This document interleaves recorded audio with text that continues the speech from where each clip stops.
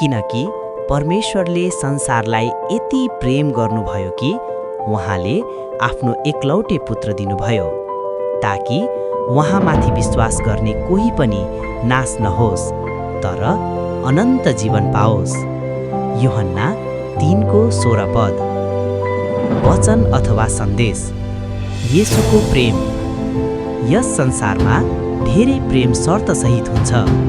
काम गर्दा मात्र, सफल हुँदा मात्र, राम्रो हुँदा मात्र। तर येशूको प्रेम फरक छ।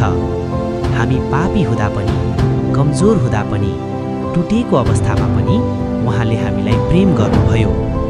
येशूले हामीलाई बचाउन क्रुस बोक्नुभयो। उहाँको प्रेम शब्दमा होइन, बलिदानमा देखियो।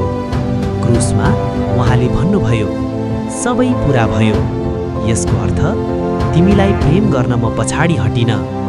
तर्कदर्शी। येशूको प्रेमले हामीलाई बदल्छ, क्षमा दिन्छ र नयाँ जीवन दिन्छ। छोटो प्रार्थना। हे येशू, तपाईको निष्काम प्रेमको लागि धन्यवाद।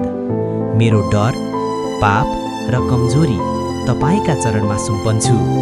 मलाई तपाईको प्रेममा दृढ रहन सिकाउनुहोस्।